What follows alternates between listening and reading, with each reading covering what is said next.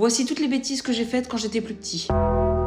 Attention avertissement, papa, maman, préparez-vous. Il y a quelques anecdotes, vous êtes déjà au courant, mais pas tout. Mais j'étais un enfant exemplaire, vous inquiétez pas.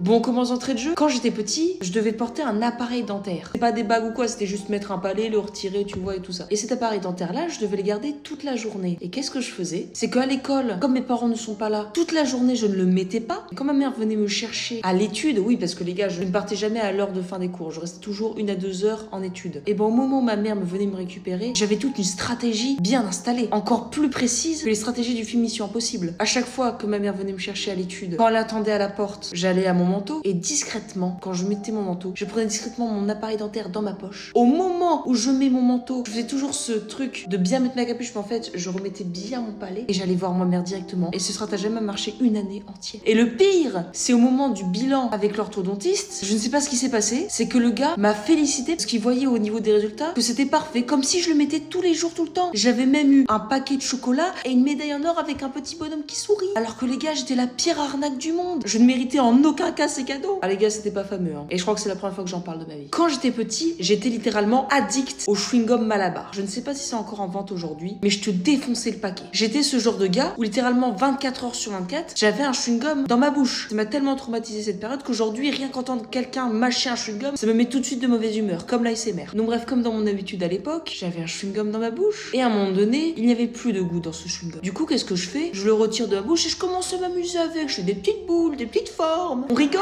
on s'amuse. Et là, mon cerveau, je ne sais pas ce qui s'est passé, il s'est dit, tiens, je vais mettre mon chewing-gum dans mes cheveux. Super idée. C'est vrai que le mélange chewing-gum-cheveux, ça va très bien ensemble. Du coup, qu'est-ce qui s'est passé? Ah, ça n'a pas fait comme le gel Viveldop fixation béton, hein. Quand tu mets un peu d'eau chaude sur tes cheveux, ça disparaît. Ah non, non, non. Du coup, le chewing-gum, il a pris de l'entièreté de mes cheveux. Ça a foutu un énorme bordel. Du coup, je te laisse imaginer l'état de la coupe de cheveux. Et là, je suis dans un stress immense. Je ne veux pas que ma mère découvre. Du coup, pendant 2 heures, j'essaye de retirer les trucs, etc. Ça n'arrive à rien. Et ça, c'est fini par j'ai dû aller voir ma mère. Quand elle voit ça, j'étais à deux de l'amener à l'hôpital en urgence. Elle a essayé de rattraper ma coupe de cheveux comme elle a pu. Et bon, fallait se mettre à l'évidence, c'était impossible. Donc, on a retiré les petits bouts par-ci par-là. Ma coupe de cheveux à la fin. Bon, on repassera. Je crois que j'étais à mon prime de mocheté. Déjà qu'aujourd'hui, c'est pas ouf. Alors là, j'étais à mon Kaizen de mocheté. Hein. Petit rêve Inoxtag. Je crois que j'aurais dû littéralement faire la buzz cut à l'époque. Hein, et pas être dans le déni en coupant par-ci par-là. Parce que les jours suivants, oh, j'ai pas passé mes meilleurs jours à l'école. Hein. Continuons. Nous avions un rituel avec ma famille le samedi soir. C'était de jouer à Wii Sport. Ce jeu restera ancré dans ma vie à tout jamais. Et tu vois, quand on touche au domaine du jeu vidéo, c'est très sensible pour moi. Et ce soir-là, je me faisais enchaîner. On jouait au bowling. Trop bien que cette soirée, elle m'a traumatisée. Et ce qui s'est passé, c'est que c'était à mon tour. Et je pensais à l'époque, plus tu mettais de force dans le mouvement avec ta manette pour lancer la boule, plus t'avais de chance de faire un strike. Du coup, qu'est-ce que j'ai fait? Avec l'énervement plus cette idée-là, je me suis dit, je vais faire le lancer le plus fort possible. Est-ce que avant de faire ce lancer, j'avais fait comme le jeu demandait de mettre la dragonne? Pas du